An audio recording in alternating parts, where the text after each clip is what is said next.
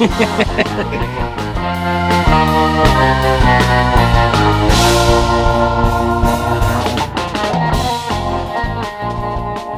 guys, welcome back to the Untrained Unprofessional Shooting Range. I'm your host, Nobody, and I appreciate you being here. So today, we're out here with my good friend Dick. I'm Dick. He's literally a Dick. Yeah. So we can call him Dick and it's okay.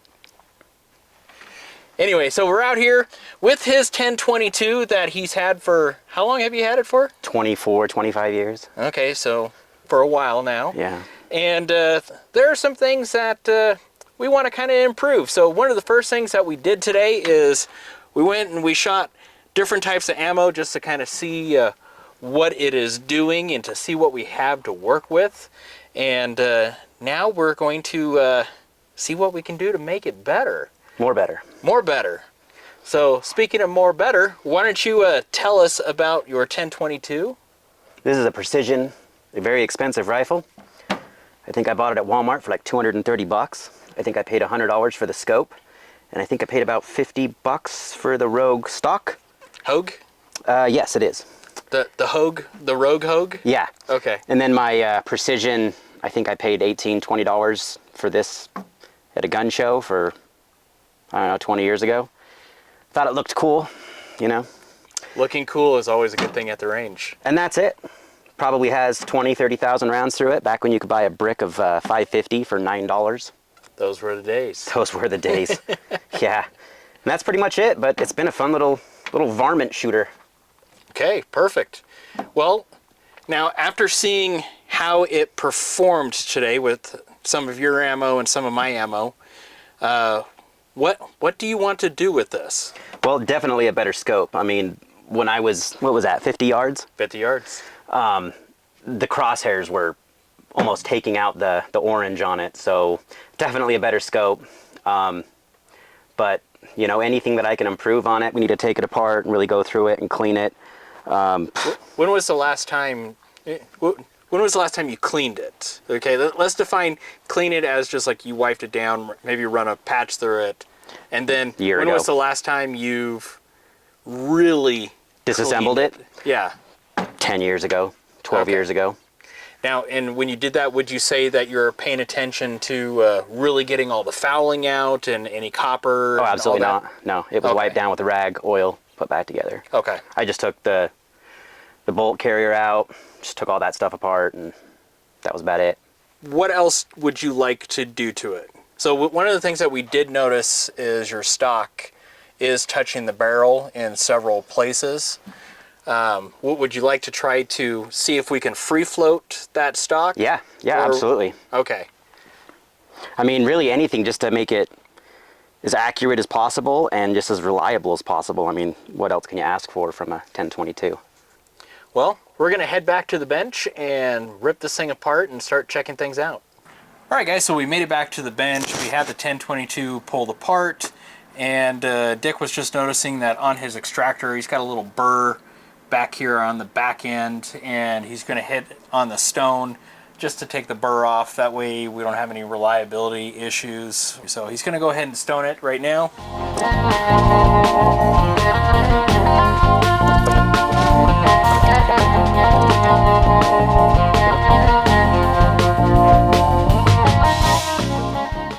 I think that's good. Okay. Tell me what you think. As long as it's not catching on anything. I don't feel anything. Yeah. Perfect. There we Right go. out. So another one of the things that we noticed while we were taking it apart is that we took the wonderful flash hider off, which I'm sure some of you are disappointed. It looks good. Tactical. Yeah.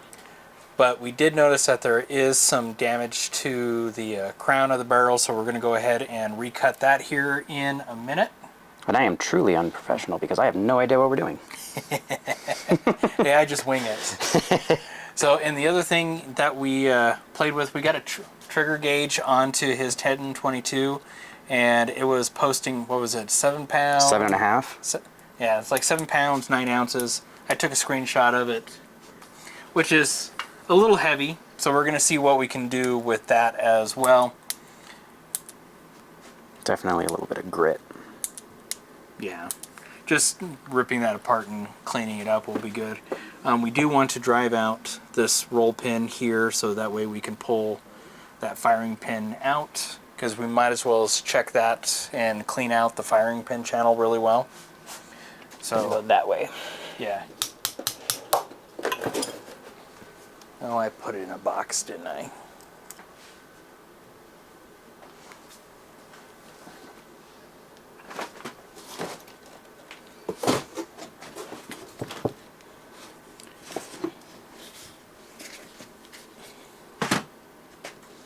That is a tiny little spring. Yes, sir. Is a little tiny guy. Luckily, there's not a whole lot of pressure on it. It's kind of bent.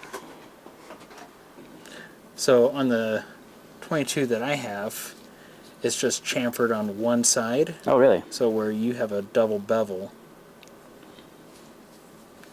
But it is nice and smooth. So yeah, I would clean that up and get any carbon fouling out of there. Do you want to chamfer, or not chamfer, roll the back of the bolt so it goes over the hammer a little bit easier? I think so, yeah. Okay. Alright, so we're going to pause the video and hit the belt grinder really quick, and we'll be right back. Alright guys, so we're back from the grinder. Dick went ahead and put a little bit smoother of a radius on it, and we're now about to check our headspace. And looks like we're at,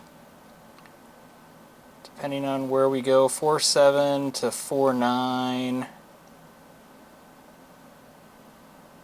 Kind of all over the place. Alright, so the question is do you want to try to reduce this a little bit? Whatever we do to the rest of this, depending on the ammo that you have, we can see how it functions before we mess with that. So, Yeah, that's fine. Completely up to you. Yeah, let's run it and see how it does, and then kind of get maybe some comparisons later. Okay. Next, we want to take care of the crown of this barrel. So Dick's going to go ahead and put that back together. And just drop it in. And it won't even drop in. Really? Yeah. Maybe that's 90% of the accuracy problems we were having. Couldn't be the shooter. No, it's never the shooter. It's always the equipment. It's always the equipment. You can buy performance. Yeah, she won't even go in. Wowzer. Okay. Yeah, that's just scratching. Yeah, I don't want to mess the punch up. Okay, so here's what we're going to do. Got the bore cam out. We're going to check out and see what is going on. I'm just playing with his AK-47.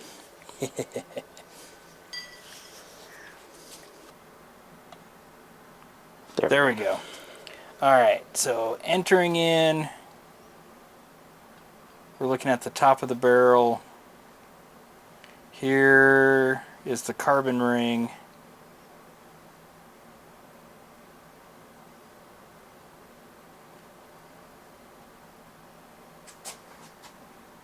Let's take a look around. Where are you, about right here?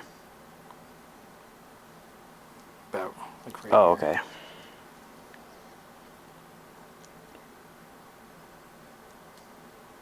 Lands and grooves. No burrs like there are on mine.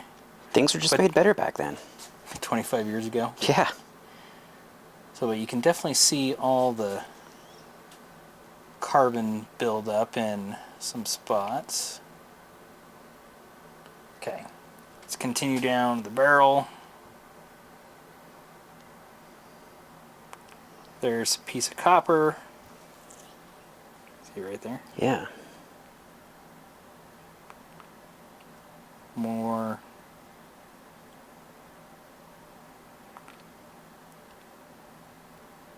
So some fouling definitely through the barrel. Some machining marks. I was going to say, what are those?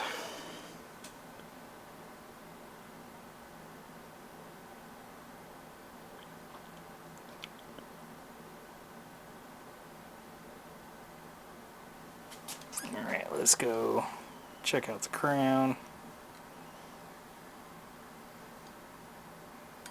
This is what a bullet sees. Motion sickness, do not watch. Okay. And there's your crown right there. I don't know how that happened because I've always had that muzzle thing on, so You ever take a rod and clean it? yeah, I have many times. That's what it's from. Oh, really? Yep. So, looks like some carbon buildup. There's some... That actually is probably actually damage because it looks flat. Here, let's do this. Let's get some light on this side.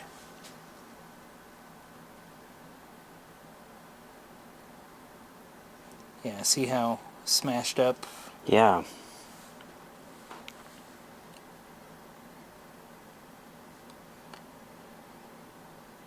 And that looks thick like carbon. But see, that looks like a smashed area. Well, that could be like mushroomed. I don't know, but we definitely have some stuff that needs to be taken care of.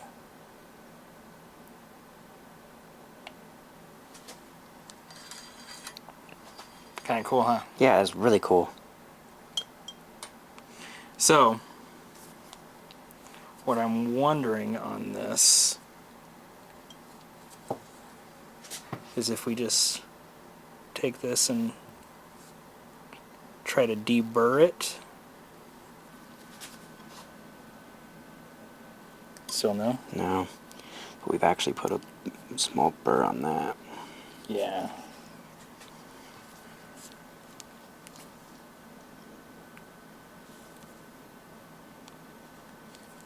It's like it almost wants to start.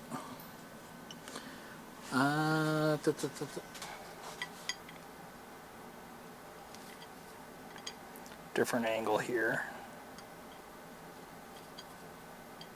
Okay, we're gonna risk it for the biscuit here. Do you want to take that burr off that brass? Do you have some like 1000 grit? I've got some 800 grit right there.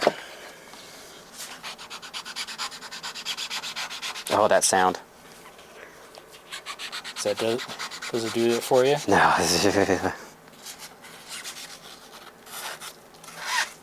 Yep, that's...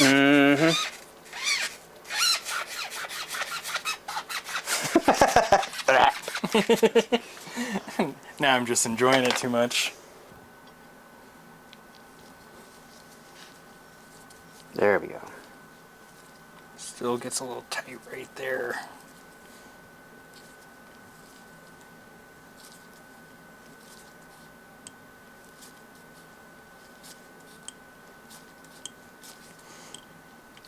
Okay, so what I'm trying to do is, because as I'm turning it, it wants to pull into the barrel. Oh. So I was trying not to let it pull in too much, but look at that. That already did much better. What is that guy right there? Right there? That's a little shaving. Oh. So you don't want to stick a steel tool in normally, but we'll run some cleaning materials. But so you guys can see, a lot cleaner. Oh yeah.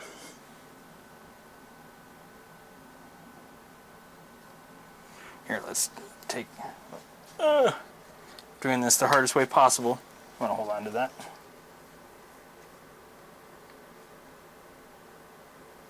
So we got to clean off.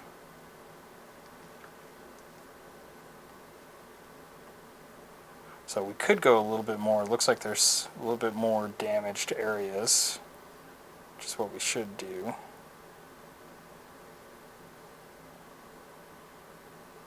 I'm not recording right now, guys. I'll show you the finished thing.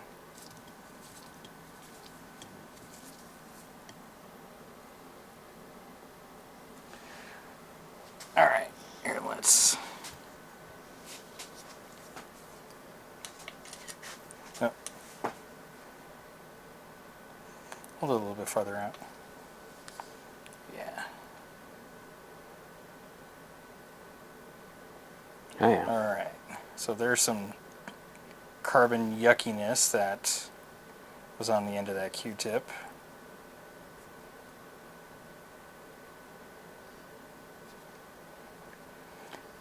But yeah, looks like that got rid of all the garbage that was...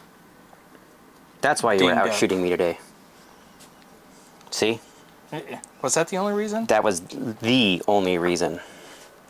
All right, so we got the crown all taken care of. Bolts all taken care of. We need to clean the snot out of that barrel. All right, so while I'm working on cleaning out this nasty barrel that's never really had any carbon removed, Dick is going to go ahead and modify the bolt release and get rid of that little tab with the Dremel. All yours.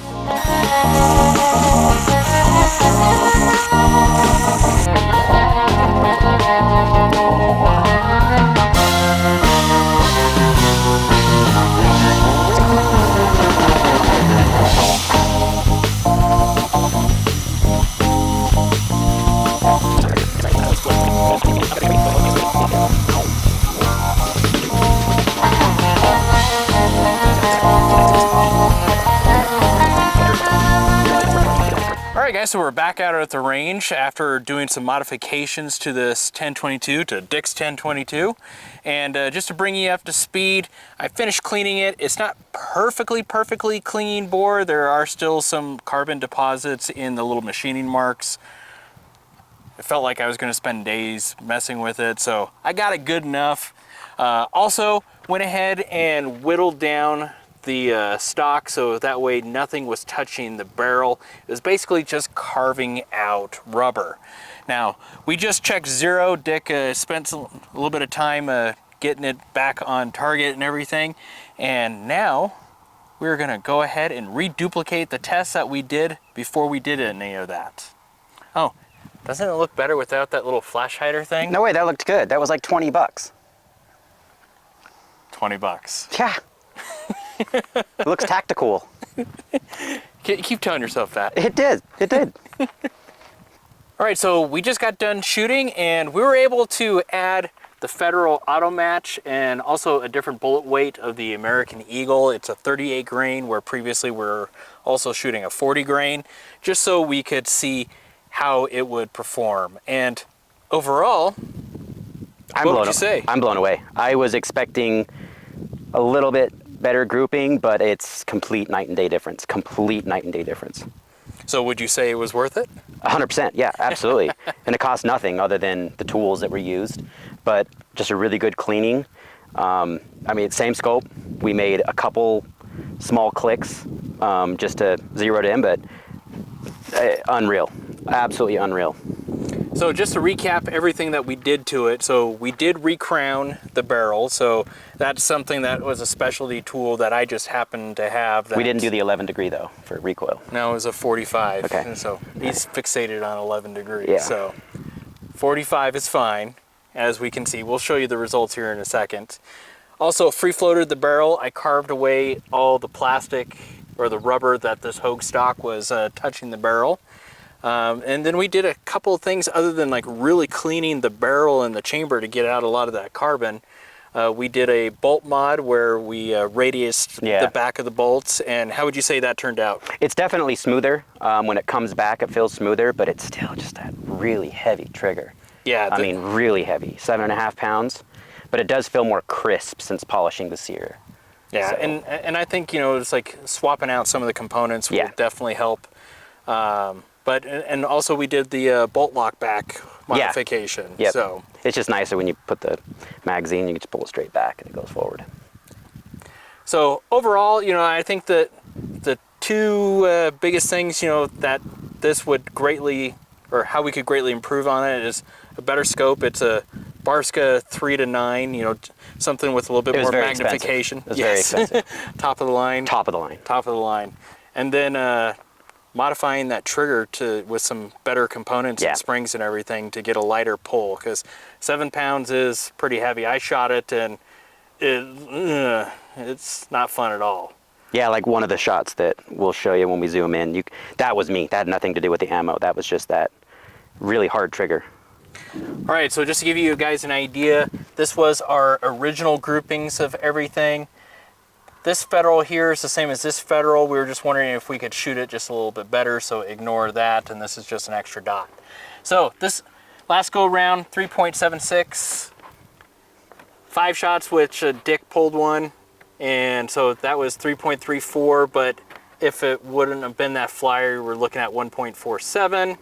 The American Eagle 40 grain, 5.12 versus 2.758. The Winchester, 1.169, 1.907. So that one wasn't half, obviously, you can do the math, but definitely got better and tighter. The CCIs, 0.987 versus the 1.741. So a lot cleaner of a group. The Ely Outlaw, 0.780 versus a 1.651. The Auto Match didn't do well at all. It doesn't like that. No, it doesn't like it at all. We don't have it before, but 2.847, and the 38 grain American Eagle had a 1.284, a pretty decent group. You know, especially for the scope that he was shooting, which is just basically a crosshair. You have one job. I know, it's the wind. And that's to hold the targets. Let's see if you can tell the before and after. So, but his crosshair is basically a cross. So yeah, it blurs out most orange from 50 yards. It does. It's pretty thick. It's not a very fine pinpoint. So, and also with that 7-pound trigger, it is horrendous. So doing those future modifications to that, I think, is going to be the key. So, you have any final words on the project? Maintain your equipment. And like clean it and lube it? At least more than never. Yeah. Yeah.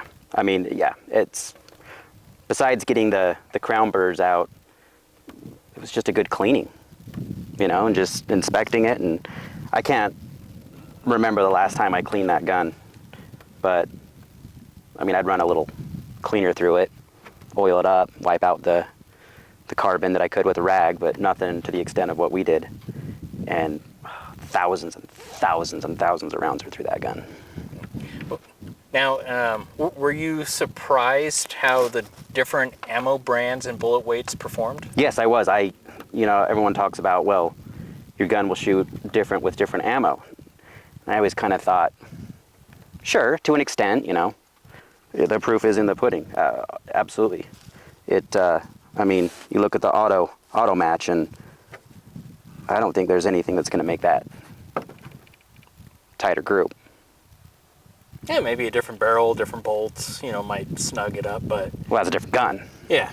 You'd basically be rebuilding it. Right, you know, right.